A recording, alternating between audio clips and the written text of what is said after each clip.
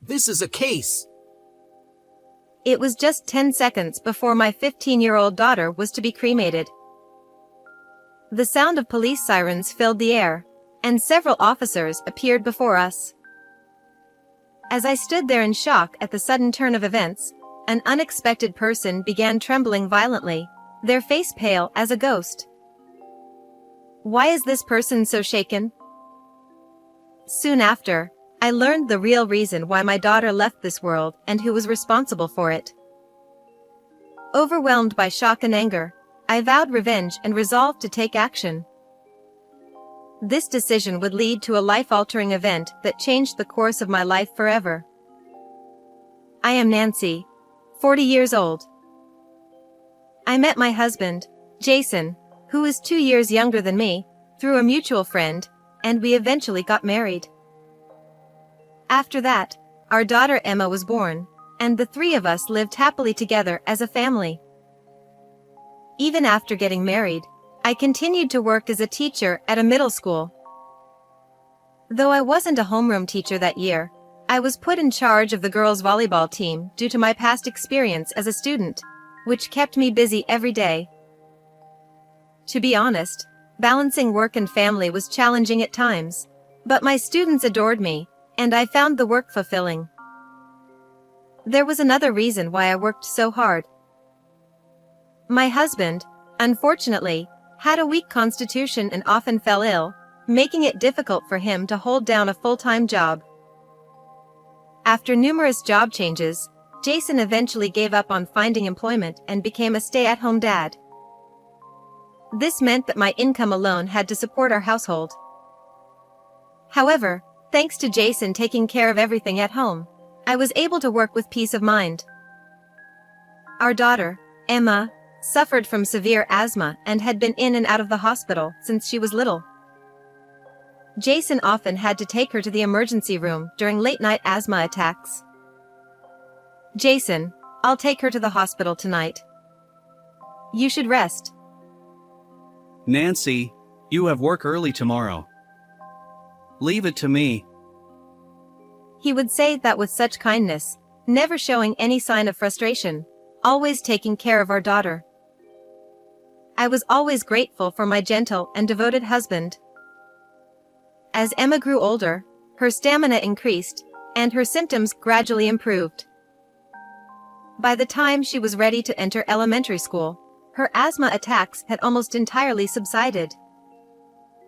Mom, I'm all better now. I have so many friends at school, and it's so much fun. That's wonderful, Emma. You couldn't attend kindergarten much, so I'm glad you're enjoying school. Emma was overjoyed to be able to go to school and attended every day with a bright, happy spirit. However, even as I watched her with such joy, my husband's expression remained oddly grim. I chalked it up to his usual anxious nature. You're worrying too much. The doctor said that as long as the attacks don't return, she can live a normal life, right? Yeah, that's true, but... Jason adored Emma, but he was overly protective, and this had always been a concern for me. He was meticulous about disinfecting everything Emma touched and would immediately give her medicine if she even so much as coughed. Don't you think it's a bit too early to give her medicine? Maybe you could wait a little and see? What are you talking about? What if it gets worse and something irreversible happens? Jason shot me a sharp glare. I know Emma best. Nancy, please don't interfere. Whenever it came to Emma, Jason's whole demeanor would change, becoming so intense that it sometimes worried me. But the truth was, no one knew Emma's health better than Jason did. Thinking about that, I couldn't argue any further. Then, just when we thought Emma had fully recovered, something strange happened.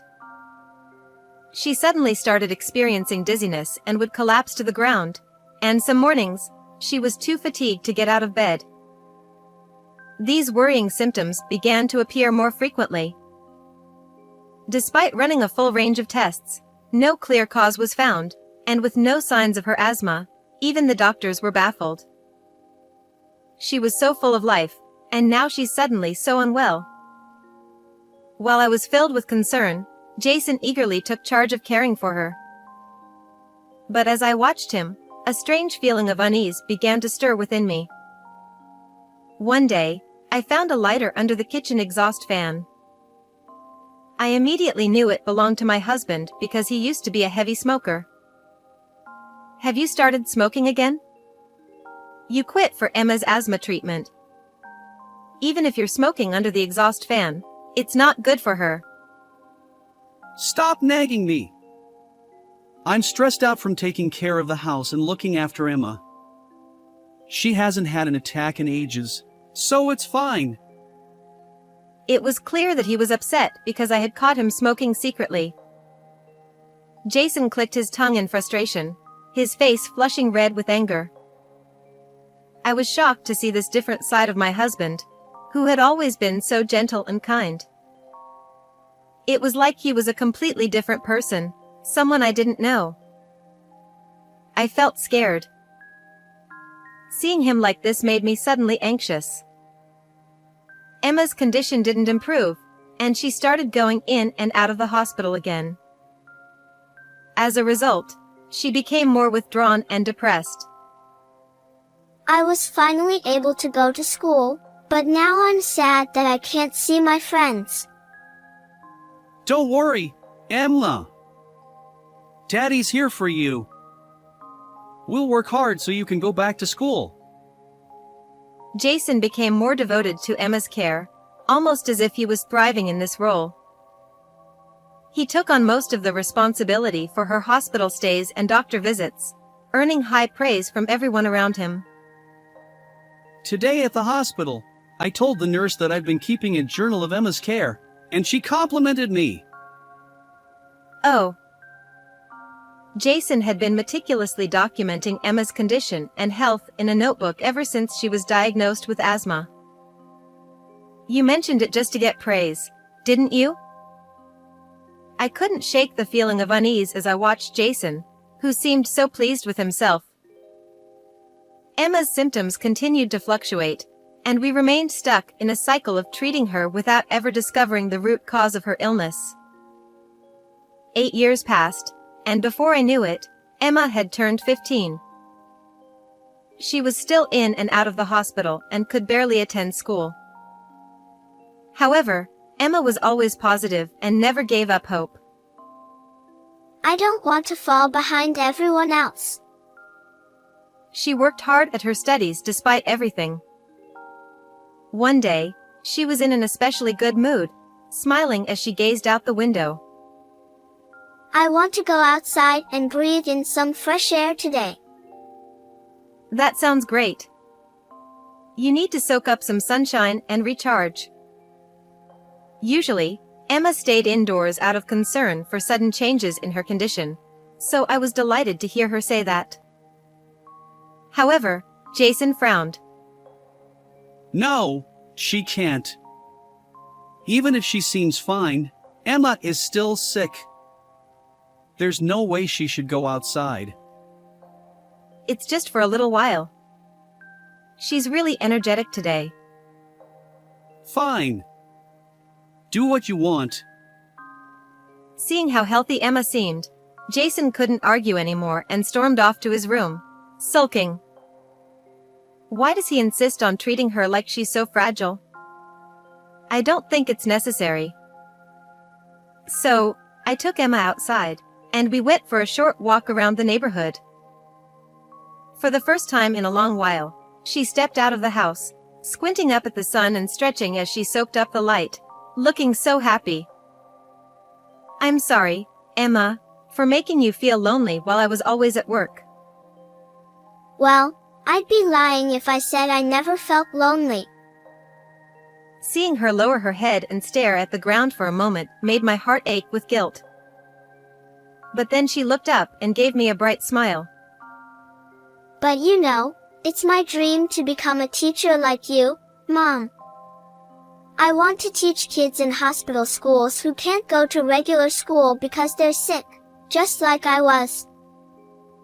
Her clear eyes met mine as she spoke, and I felt a warmth spread through my chest, making my eyes well up with tears. Emma wants to follow in my footsteps. I'm so glad I've kept up with my work. I felt a deep warmth inside as I spent this precious, happy moment with my daughter. But the next day, something unbelievable happened to us. Emma suddenly fell ill, and I received a call from Jason saying she had to be hospitalized immediately. I couldn't help but remember the sad expression Emma had shown the day before. I want to be by her side. I'll leave school early and head to the hospital. I understand how you feel, but I'm with her, so it's okay. The doctor said it was just a precautionary hospitalization. There's no need for you to rush over. Reassured by Jason, I decided to go to Emma after my classes were done. But just a few hours later, I received the news I never expected. Emma's condition had suddenly deteriorated, and she had passed away. No. This can't be true. It must be a mistake. I rushed to the hospital, but even as I faced Emma, I couldn't believe it. I felt like I was in a nightmare, standing there in shock. It was impossible to comprehend. After all, she had been smiling and full of life just the day before. To make matters worse, the doctors said they didn't know what caused the sudden change in her condition. They suggested an autopsy to determine the cause of death. Emma has been fighting illness since she was little. We can't let them cut her body open after everything she's been through. Jason was in tears, adamantly opposed to the idea. Although part of me wanted to know the cause, I ultimately decided to respect Jason's wishes. You're right. Let's send her to heaven with her body untouched. And so, we proceeded with the funeral as planned. On the day of the service, Emma's classmates attended, and I was grateful that she had managed to make friends despite rarely being able to go to school. After the ceremony, we went to the crematorium with our relatives. Emma, please don't leave me! As the time finally came, Jason clung to the coffin, sobbing uncontrollably. Those around him, who had witnessed his dedicated care for Emma, offered him their sympathy, many shedding tears alongside him. Just as Emma's body was about to be placed in the furnace, a loud siren blared, stopping abruptly right outside the venue. As the crowd began to murmur in confusion, several police officers rushed in. This is potentially a criminal case. We need to perform an autopsy. Stop the cremation immediately. One of the officers shouted, breathless. The urgency in his voice was palpable, but I was completely bewildered by the mention of a criminal case. The air of sorrow quickly turned to shock and confusion for everyone present. What's going on? Jason, what's happening? I asked in a panic, but Jason was pale and trembling uncontrollably. Jason, are you okay? Get a hold of yourself. I shook him gently, and it was only then that he seemed to snap back to reality, finally meeting my eyes. I'm sorry. I just got really scared. After being called over by the police, Jason was informed that Emma's doctor had contacted them, suspecting foul play in her death. The police, fearing the body would be cremated before they could investigate, had rushed to the scene. As a result, Emma's body was taken for an autopsy. We were told it would take several days for the results, and because of the ongoing investigation, the police couldn't provide us with any further details at that time. We were left in a state of confusion. Does this mean Emma was murdered?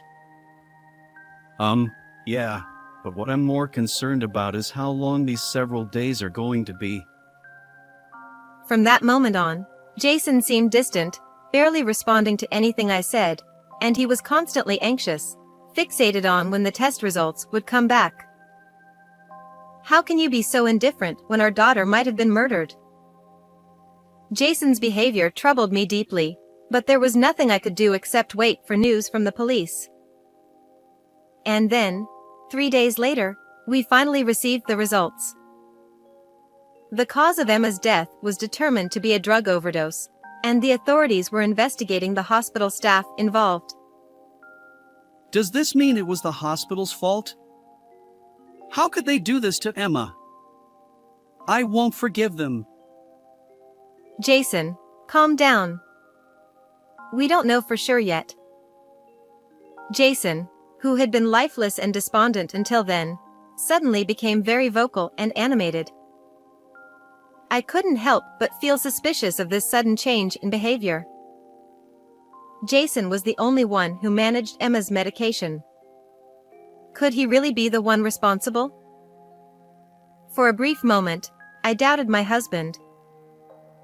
But recalling his devotion and care over the years, I quickly dismissed the thought. Just then, a package arrived for me. The sender was Emma, and it turned out to be a birthday present she had arranged to surprise me with. When did she manage to do this? According to Jason, Emma had secretly arranged for the gift to be delivered to our home to surprise me. As I held the mug she had chosen for me, knowing how much I loved coffee, tears began to flow uncontrollably. I noticed a letter was attached, and on the envelope, it read, This is embarrassing, so please read it alone. That's just like her, I thought with a smile. I took the letter and went to Emma's room to read it alone. But as I read, I was struck by its shocking contents, causing my hands to tremble and a chill to run down my spine. If this is true, I will never forgive it. With newfound resolve, I decided to take action. Finally, Emma's body was returned to our home. Welcome home, Emma. You really got me with that birthday surprise. Thank you. I've received your final message too. As I tearfully caressed my daughter, Jason stood beside me, shoulders shaking as he wiped away his own tears.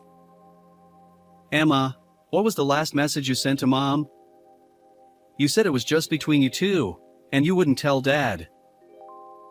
As Jason lovingly gazed at our daughter and spoke to her, I silently watched him. With Emma now back home, we proceeded with her delayed cremation. During the ceremony, I decided to read her letter aloud. I want our family to hear Emma's final words. I understand how you feel, Nancy. But couldn't you have at least told me what it says beforehand? Jason seemed a bit irritated that I insisted on keeping the letter's contents a secret until the day of the ceremony. But even so, I remained steadfast in my decision. And then, the moment arrived. As I began reading Emma's words of gratitude to me, I could hear the soft sounds of sobbing among our relatives. My husband, too, nodded deeply, pressing a handkerchief to his eyes. Glancing at him, I continued reading the letter. But as I moved on to the next part, the atmosphere in the room shifted dramatically. Everyone's eyes widened in shock, and expressions of disbelief spread across their faces. And it was no wonder why. What I read out loud revealed the horrifying truths of what my husband had done to our daughter. During her hospital stay, when Emma had said, I want to get better soon and go back to school, Jason had replied, But if you stay sick, you can be with Daddy all the time. Emma wrote about how much she hated hearing those words, how her father's mood would sour whenever she showed signs of improvement, so she pretended to feel worse than she did. At the end of the letter, she even confessed that she had come to believe she wasn't allowed to get better, and this had deeply saddened her. It was clear that this letter was Emma's SOS to me. Suddenly, The husband, who had been crying just moments before, turned to me with a pained expression. None of that is true. Emma had a wild imagination, and she made it all up. He shouted, his voice filled with anger. It's ridiculous. What kind of parent would want their own child to stay sick? As Jason's anger became more and more apparent, I confronted him with a certain fact. I read your caregiving journal. What? You read that? How dare you go through someone else's notebook without permission? Jason stammered, sweat beading on his forehead, clearly agitated. I had found his journal hidden deep inside a drawer at home. From what I read, it's clear that you were deliberately trying to keep Emma sick, I said. What do you mean? What you read? I was just noting her condition and the medication she took each day. He protested, his eyes darting nervously. Without a word, I handed him the caregiving journal, holding it out right in front of him. You deliberately reduced the prescribed dosage and gave it to Emma, didn't you? No wonder she never got better.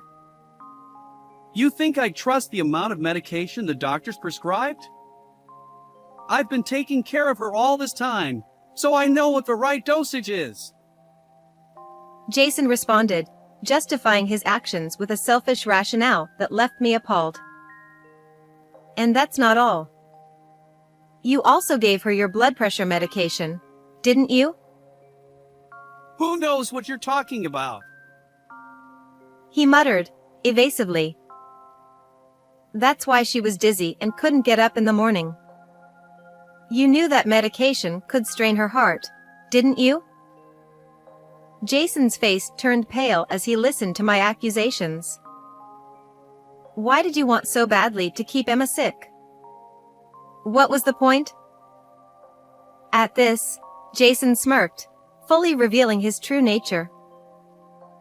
Yeah, it's all true. Everything written in that letter. I couldn't work, so at first, I had no choice but to take care of her because of her asthma. Everyone in the room froze, stunned by this sudden change in Jason's demeanor. But then everyone praised me. They all said how admirable it was for a father to take care of his sick daughter. It felt good. And it was easier too. I didn't have to work as long as I was looking after her. So when you said you couldn't work because of your health, that was a lie? You're nothing but a lazy fraud, I exclaimed, but my words seemed to fall on deaf ears. Jason slouched back into a chair, crossing his legs, a smug expression on his face. But then, she started getting better, and that wasn't good for me. I couldn't let that happen, so I made sure she stayed sick. As I listened to him speak so casually about such horrific acts, I trembled with disgust and anger. It became clear that Jason deserved the most severe punishment. Emma died because you gave her an overdose of your own medication, didn't she? That's right. I didn't think what I had was enough, so I bought additional drugs online. But I guess I gave her too much this time. He admitted, his words so chilling that they seemed unreal.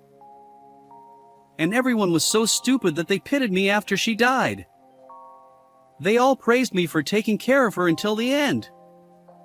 It was the perfect ending, Jason said, grinning as he recalled how people had unwittingly validated his twisted actions. Everyone in the room was speechless, dumbfounded by his selfishness. Then, suddenly, Jason lunged at me. All that stuff I just said, it won't matter if there's no evidence left. Nancy, hand me that caregiving journal right now. Stop it, I shouted, but it was too late. Jason snatched the notebook from me, a triumphant look on his face as he pulled a lighter from his pocket. He set fire to the crucial evidence, the caregiving journal, and watched as it burned. I knew restarting smoking would come in handy someday. Jason said, smiling as he watched the notebook burn, the flames dancing in the air. I stared at him with a cold, unyielding gaze. What's with that look? He asked. Unfortunately for you, the notebook you burned is a fake. I anticipated this might happen and handed the real one over to the police. Jason's movements froze, and his expression darkened. Panic started to set in on his face. What? You're saying this isn't mine? No, that can't be true. Unlike you, I don't lie. The police should be on their way here now, and I've recorded this entire conversation. I replied. Jason looked at me with a desperate, almost tearful expression. Nancy, listen to me. I loved Emma. That's why I took care of her. I never meant to take her life. No, you didn't do it for her. You did it because you enjoyed the praise. You used your own daughter just to make yourself feel good. I responded firmly, rejecting his feeble attempts to plead with me. Think about this, Nancy. If I get arrested, don't you think it'll break Emma's heart? No child would want their father to be a criminal. That's not true. I shouted, pulling out Emma's cell phone and showing the screen to Jason. On the screen was a video of Jason yelling at Emma. You're sick. You don't need to get better. Emma had secretly recorded it, perhaps in an attempt to one day expose her father's true nature. And you think she admired you? Don't be ridiculous. She was terrified and only obeyed out of fear. That little, she repaid my care by betraying me. What a terrible kid. Jason muttered, his selfishness enraging me to the core. Don't you dare. Emma did nothing wrong. I will never forgive you. I'll make sure all the evidence goes to the police, and you'll pay for every crime you've committed. Jason's bravado crumbled as the reality of the situation hit him. No! I can't survive in prison. He whimpered, collapsing to the floor as his strength gave out. He lay there sobbing uncontrollably, and I decided to deliver the final blow. I'm divorcing you. And I'll be demanding alimony. You'll pay it all in one lump sum before you're arrested. You'll be penniless when you go to prison. I never thought you could be so cruel. Jason muttered as he looked up at me. I could say the same to you. I never thought you could be such a despicable human being. I responded, leaving him speechless. It was then that the police arrived, and Jason was dragged out and placed into the patrol car. Afterward, my husband was arrested and charged for his crimes. The evidence I provided played a crucial role, and it seems he'll be facing severe punishment. As I declared, I divorced him and demanded $50,000 in alimony.